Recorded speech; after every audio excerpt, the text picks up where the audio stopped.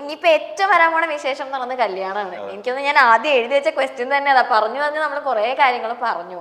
അപ്പൊ കല്യാണം എന്താ ആദ്യമേ നമ്മളെ കാണുമ്പോ ആദ്യമേ കല്യാണം അതാണല്ലോ എല്ലാരും ചോദിക്കുന്നത്. അതെ, ഇപ്പോ ഞാനൊരു കാര്യം പറയട്ടെ, ഇപ്പൊ രണ്ടുപേരുടെ പേഴ്സണൽ ലൈഫിൽ നമ്മൾ സോഷ്യൽ മീഡിയയിലൂടെ കാണിക്കുന്ന ഒരുപാട് കാര്യങ്ങളുണ്ടാവും. പക്ഷെ നമുക്ക് നമ്മുടെ പകുതിയിലധികം കാര്യങ്ങൾ സോഷ്യൽ മീഡിയയിലൂടെ കാണിക്കാൻ പറ്റില്ല. ഇപ്പൊ പാർവതിയുടെ ലൈഫിന്റെ ഉള്ളില് ഒരുപാട് കാര്യങ്ങളുണ്ട്. പക്ഷെ നമുക്കത് പബ്ലിക്കലി വന്ന് പറയാൻ പറ്റില്ല. ഹാപ്പി മൊമെന്റ്സ് മാത്രമായിരിക്കും നമ്മൾ ഷെയർ ചെയ്യുന്നുണ്ടാവുക. ഇപ്പൊ ഡോക്ടർക്ക് പെട്ടെന്ന് കല്യാണം എന്നുള്ളൊരു കാര്യം എല്ലാവരും ചോദിക്കാറുണ്ട് എൻ്റെ അടുത്ത്. ആൾക്ക് ഭയങ്കര തിടുക്കാണല്ലേ കല്യാണം എന്നുള്ളത്. അപ്പൊ ആളുടെ ലൈഫിൽ എന്താണെന്ന് വെച്ചിട്ടുണ്ടെങ്കിൽ ഒന്നാമത് 32 ഏജ് ആയി, പിന്നെ എന്തായാലും ഒരു പാർട്ട്ണർ വേണം എന്നുള്ളൊരു ആഗ്രഹമുണ്ട്, പിന്നെ അതല്ലാതെ കുറെ പേഴ്സണൽ ആയിട്ടുള്ള കാര്യങ്ങളുണ്ട്. അപ്പോൾ ആ ഒരു കാരണങ്ങൾ കൊണ്ടാണ് ആൾക്ക് ഒരാളും കൂടി കൂടെ ഉണ്ടെങ്കിൽ നമുക്ക് ഒരുമിച്ച് പോവാം. അതായത് കുറച്ച് മീൻസ് നമ്മുടെ പേഴ്സണൽ ആയിട്ടുള്ള കുറച്ച് ഉണ്ടാവുമല്ലോ, നമുക്ക് കുറെ സ്ട്രഗിളും കാര്യങ്ങളൊക്കെ ഉണ്ട്. അപ്പൊ ആ ഒരു കാര്യങ്ങൾ ഷെയർ ചെയ്യാനും ഒരുമിച്ച് പോകാനും വേണ്ടിയിട്ടാണ് ഒരു പാർട്ട്ണർ വേണം എന്നുള്ളത് ഉണ്ടായിരുന്നത്. അല്ലാതെ ഓടിപ്പോയി ഇന്ന് കണ്ട് നാളെ ഓടിപ്പോയി കല്യാണത്തിനല്ല. അപ്പൊ നമ്മളൊരു ഇന്റർവ്യൂവിനെ കണ്ടിട്ടുള്ളതായിരുന്നു. അത് കഴിഞ്ഞിട്ട് പിന്നെ ഡോക്ടറിന്റെ പ്രൊപ്പോസൽസ് വീട്ടിൽ നോക്കുന്ന സമയത്ത് പാരന്റ്സ് പ്രൊപ്പോസൽസ് നോക്കുന്ന സമയത്ത് എൻ്റെ അടുത്ത് ചോദിക്കുകയാണ് ചെയ്തത്, എൻ്റെ വീട്ടിൽ ഇങ്ങനെ നോക്കുന്നുണ്ട്, ഇയാൾക്ക് താല്പര്യമുണ്ടോ, താല്പര്യം ഉണ്ടെങ്കിൽ നമുക്ക് നോക്കാം. ആ സമയത്ത് ഞാൻ ഈ പറഞ്ഞ പോലെ മൂവീസ് ചെയ്തിട്ടേ ഉള്ളൂ, ഒന്നും റിലീസ് ആയിട്ടില്ല. പിന്നെ അതുപോലെ എനിക്ക് ബിസിനസ് ഫിനാൻഷ്യലി സെറ്റിൽഡ് ആണെങ്കിൽ പോലും എനിക്കൊരു എക്സ്പെക്ടേഷൻ ഉണ്ടാവില്ല, ഈ ഒരു സ്റ്റേജിൽ എത്തിയിട്ടേ എനിക്ക് കല്യാണം എന്നുള്ളൊരു കാര്യം നോക്കാൻ പറ്റുള്ളൂ എന്നുള്ളൊരു ഇതുണ്ടല്ലോ. അപ്പൊ ഞാൻ ആളുടെ അടുത്ത് പറഞ്ഞൊരു ആദ്യം ഞാൻ കല്യാണത്തിന്റെ ഒരു കാര്യം വന്നപ്പോൾ കല്യാണം നോക്കുന്നുണ്ട് പറഞ്ഞപ്പോൾ ഞാൻ ആദ്യം ആ ടൈമിൽ എനിക്ക് നോക്കുന്നുണ്ടായിരുന്നില്ല, അതുകൊണ്ട് ഞാൻ അത് വേണ്ടാന്നായിരുന്നു പറഞ്ഞിട്ടുണ്ടായിരുന്നത്. അപ്പൊ എന്നോട് റീസൺ ചോദിച്ചപ്പോൾ ഞാൻ പറഞ്ഞു 2 റീസൺ ആയിരുന്നു. ഒന്ന്, നമ്മളൊരു ഇന്റർവ്യൂവിനെ കണ്ടിട്ടേ ഉള്ളൂ, നമുക്ക് ടൈം സ്പെൻഡ് ചെയ്യണം, നമുക്ക് കണക്ട് ചെയ്യാൻ പറ്റുന്നുണ്ടോ നോക്കണം, അത് ഒന്നാമത്തെ റീസൺ. രണ്ടാമത്തെ റീസൺ എന്ന് പറഞ്ഞാൽ കുറച്ചും കൂടി എനിക്ക് ഫിനാൻഷ്യലി ഒന്ന് സ്റ്റേബിൾ ആയിട്ട് മാത്രമേ കല്യാണത്തിലോട്ട് പോകാൻ പറ്റുള്ളൂ. അപ്പോൾ അത് ഞാൻ പറഞ്ഞ കാര്യങ്ങൾ ജെന്യുവൻ ആയിട്ട് ആൾക്ക് ഫീൽ ചെയ്തത് കൊണ്ട്. പക്ഷേ അതിൽ പ്രധാനപ്പെട്ട ഒരു കാര്യമുണ്ട്. എന്നെ ഇഷ്ടമാണോ എന്ന് ചോദിച്ചപ്പോ കല്യാണം കഴിക്കാൻ താല്പര്യം ഉണ്ടോ എന്ന് ചോദിച്ചപ്പോ അത് ഉണ്ട്, പക്ഷേ സമയം വേണമെന്നാണ്. ഇഷ്ടമുണ്ട് എന്ന് വെച്ചിട്ടുണ്ടെങ്കിൽ താല്പര്യക്കുറവില്ല. പക്ഷെ എനിക്ക് നമ്മുടെ രണ്ടുപേരും ക്യാരക്ടർ നമ്മൾ അറിഞ്ഞിട്ടില്ലല്ലോ, നമുക്ക് ആകെ ഒരു ഇന്റർവ്യൂവിൽ കണ്ടിട്ട് നമുക്കത് ഡിസിഷൻ എടുക്കാൻ പറ്റില്ല, ലൈഫ് ലോങ് കൂടെ വേണ്ട ഒരാളാണ്. അപ്പൊ എനിക്ക് പലർക്കും അങ്ങനെ പെട്ടെന്ന് എടുത്തൊരു ഡിസിഷൻ ആണെന്നുള്ളൊരു ഡൗട്ട് ഉണ്ട്. അത് പെട്ടെന്ന് എടുത്തതല്ല, അത് അവര് തന്നെ നമ്മളെ കാണുന്നു, അവര് തന്നെ ബാക്ക്ഗ്രൗണ്ട് ബീജം വെച്ച് വീഡിയോസ് ഇറക്കുന്നു, നമ്മൾ ലവ് ആയി എന്ന് പറയുന്നു, നമ്മുടെ കല്യാണമാണ്. കഴിഞ്ഞ വർഷം ഞാൻ കേൾക്കണത് സെപ്റ്റംബറിലാണ് നമ്മുടെ കല്യാണം എന്നുള്ളത്. അവര് തന്നെയാണ് എല്ലാം ഫാസ്റ്റ് ആക്കിയിട്ട് പറയുന്നത്. ഞങ്ങളുടെ ലൈഫിൽ വളരെ മെച്ചുവേർഡായിട്ട് രണ്ടുപേരും കൂടി എടുത്തൊരു ഡിസിഷനാണ്. നമുക്ക് ആദ്യം ടൈം സ്പെൻഡ് ചെയ്യാം, നമുക്ക് കണക്ട് ചെയ്യാൻ പറ്റുന്നുണ്ടോ നോക്കാം, നമ്മുടെ ഇഷ്ടങ്ങൾ, നമ്മുടെ ആഗ്രഹങ്ങൾ, അല്ലെങ്കിൽ എൻ്റെ ഡ്രീംസിനെ സപ്പോർട്ട് ചെയ്യുന്ന ആളാണോ. എൻ്റെ ലൈഫിൽ ഏറ്റവും ലക്കായിട്ടുള്ള ഒരു കാര്യം എന്ന് പറയുന്നത് എൻ്റെ എല്ലാ കാര്യങ്ങൾക്കും സപ്പോർട്ട് ചെയ്യുന്ന ഒരാളാണ്. അത് ബിസിനസ് ആവട്ടെ, മൂവി ആവട്ടെ, എന്താണെങ്കിലും എല്ലാ കാര്യങ്ങൾക്കും സപ്പോർട്ട് ചെയ്യുന്ന ഒരാൾ. എനിക്ക് അതായിരുന്നു ഡൗട്ട്. കാരണം സത്യം പറഞ്ഞാൽ എൻ്റെ ഫ്രണ്ട് സർക്കിളിൽ തന്നെ ഒരുപാട് ആൾക്കാർ റിലേഷൻഷിപ്പിലായതിനു ശേഷം സ്ട്രഗിൾ ചെയ്യണ ഞാൻ കണ്ടിട്ടുണ്ട്. അതുകൊണ്ടാണ് മീൻസ് നമ്മൾ സംസാരിച്ച് തുടങ്ങുന്നുള്ള സമയത്ത് നമ്മൾ സംസാരിച്ച് കുറച്ച് ടൈം സ്പെൻഡ് ചെയ്തു, രണ്ടുപേർക്ക് അങ്ങോട്ടും ഇങ്ങോട്ടും ഞാൻ എൻ്റെ കുറച്ച് കാര്യങ്ങളൊക്കെ പറഞ്ഞു. അത് ആൾക്ക് ഓക്കെ, ജെന്യുവൻ ആയിട്ടുള്ള കുറച്ച് കാര്യങ്ങൾ പറഞ്ഞപ്പോൾ അതിന് വേണ്ടി ആൾ വെയിറ്റ് ചെയ്യാന്ന് പറഞ്ഞു. ആളത് വെയിറ്റ് ചെയ്യാന്ന് പറഞ്ഞപ്പോൾ എനിക്ക് ഭയങ്കര സന്തോഷമായി. കാരണം ഞാൻ ആ സമയത്ത് ആദ്യം കല്യാണം ഇപ്പോൾ നോക്കുന്നില്ല, അതുകൊണ്ട് ഇത് നടക്കുമെന്ന് അറിയില്ല, അതുകൊണ്ട് വേണ്ടെന്നുള്ള രീതിയിൽ പറഞ്ഞപ്പോൾ എൻ്റെ റീസൺസ് ഞാൻ പറഞ്ഞപ്പോൾ ആൾ അതെന്ത് ചെയ്തു, ആൾക്കത് ജെന്യുവൻ ആയിട്ട് ഫീൽ ചെയ്തു, അതിന് വേണ്ടി വെയിറ്റ് ചെയ്യാന്ന് പറഞ്ഞു. അതുകൊണ്ടും കൂടിയാണ് ഇപ്പോൾ ഞാൻ ഇത്രയും സക്സസ്ഫുൾ ആയിട്ട് നിൽക്കുമ്പോൾ എനിക്ക് അതിൽ ഒരു പാർട്ട് ചേട്ടനും കൂടിയാണ്. കാരണം ആ സമയത്ത് ഞാൻ ഒരിക്കലും വിചാരിച്ചില്ല, കാരണം അപ്പോൾ വേറെ ഓപ്ഷൻസ് പുറത്താരും അറിയണില്ലല്ലോ നമ്മുടെ ഡിസ്കഷൻസ്. അത് ഞാൻ പറയുമ്പോൾ ആൾക്ക് ഓക്കെ, വീട്ടിൽ ആരാണോ വീട്ടിൽ ഒത്തിരി പ്രപ്പോസൽസ് ആ സമയത്ത് നടക്കുന്നതാണ്, അതിൽ ആരെങ്കിലും കല്യാണം കഴിച്ച് പോവാം. പക്ഷേ എന്നോട് ജെന്യുവൻ ആയിട്ടുള്ള ഒരു ഫീലിങ്സ് ആൾക്ക് ഉണ്ടായത് കൊണ്ടാണ് ആളത് എനിക്ക് വേണ്ടി നിന്നത്. അന്ന് നിന്നു. ഞാൻ എന്തൊക്കെയാണോ പറഞ്ഞത് അത് ഒന്നൊന്നായിട്ട് ഞാനത് വെറുതെ ആ ഒരു ടൈം പറഞ്ഞിട്ട് വെറുതെ ഒരു പേരിനൊരു ടൈം പറഞ്ഞതല്ല അത്.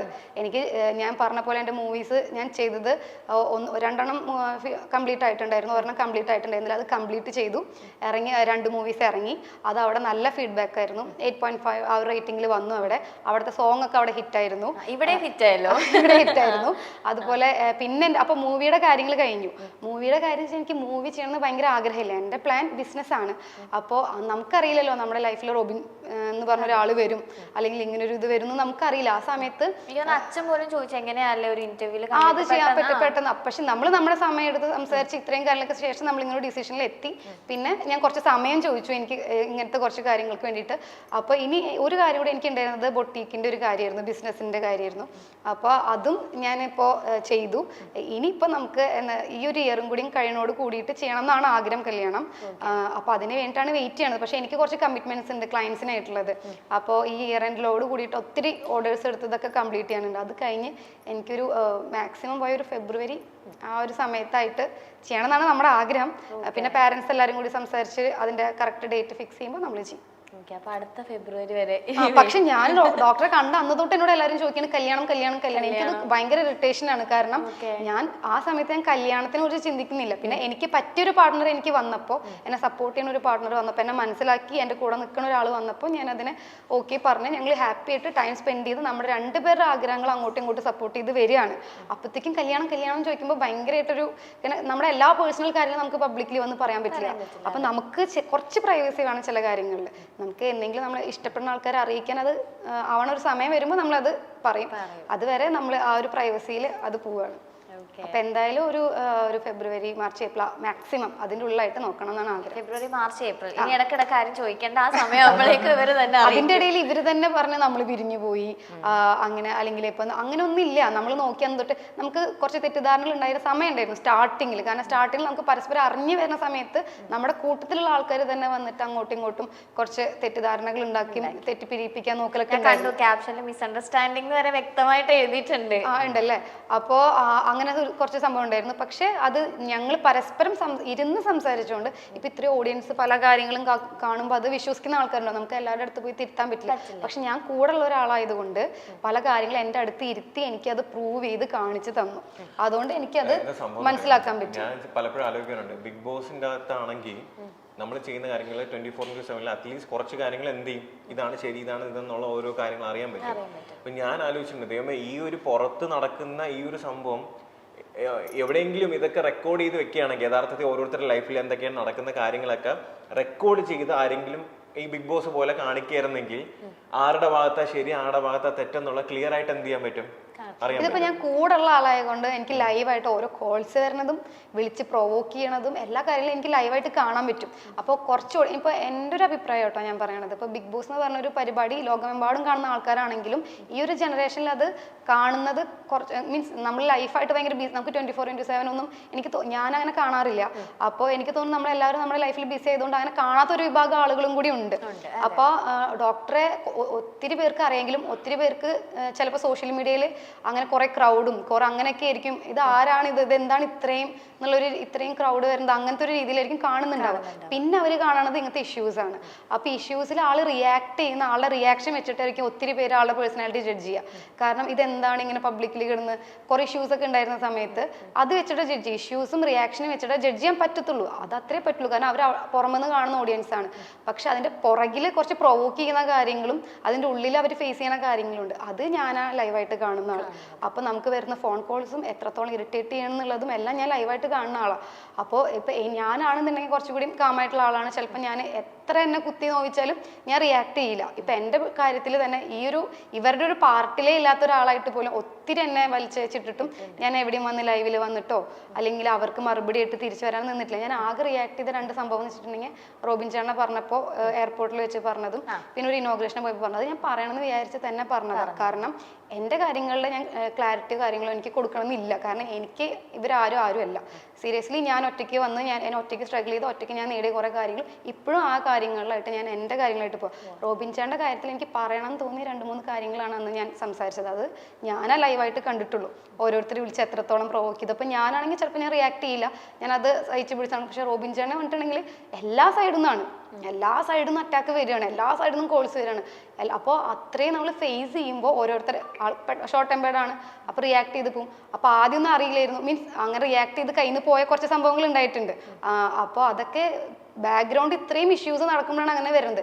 ഇപ്പൊ പക്ഷെ ആ പരിപാടിയെ നിർത്തി, റിയാക്ഷൻ നിർത്തി. കാരണം ഞാൻ പറഞ്ഞ ഒരു പെർസെൻറ്റേജ് ഓഡിയൻസ് മൊത്തം ഈ ഇഷ്യൂസിലൂടെയും ഈ റിയാക്ഷനിലൂടെയാണ് കാണുന്നത്. അപ്പൊ എല്ലാവർക്കും ഭയങ്കര ഓക്വേർഡ് ആയിരിക്കും, ഇത് എന്താ ഇങ്ങനെ ചെയ്യുന്നത്. ഇപ്പൊ എൻ്റെ ഫ്രണ്ട്സിൽ തന്നെ ചില ആൾക്കാരാണ് പറഞ്ഞിട്ടുണ്ട് അത് എന്ത് ഇങ്ങനെ ചെയ്യുന്നത്. ഞാൻ പറഞ്ഞു അത് നിങ്ങൾ ആ റിയാക്ഷനെ കാണുന്നുള്ളൂ, അതിന്റെ പുറകിൽ നടക്കുന്ന കാര്യങ്ങൾ നിങ്ങൾ കാണുന്നില്ല, അത് ഞാനാ കാണുന്നത്. അപ്പോൾ അതിൻ്റെതായ കാരണങ്ങളുണ്ട്. ഞാൻ പറയണ പോലെ നമുക്ക് എല്ലാ കാര്യവും ഒന്നും പറയാൻ പറ്റില്ല. അപ്പോൾ അങ്ങനെ ഒരു കാര്യങ്ങളുണ്ട്. അതുകൊണ്ട് അതുകൊണ്ടാണ് അങ്ങനെ ചെയ്തിരുന്നത്. പക്ഷെ ഇപ്പൊ അതും നിർത്തി. ഇപ്പോഴും എല്ലാവരും ഓരോരുത്തരും പാർവതി എവിടെയെങ്കിലും, ഇപ്പൊ പാർവതി ഇപ്പൊ നമ്മൾ ഇന്റർവ്യൂ ചെയ്യുമ്പോൾ നമ്മുടെ എല്ലാ കാര്യങ്ങളും ഓൾമോസ്റ്റ് ഒന്ന് നോക്കൂലോ.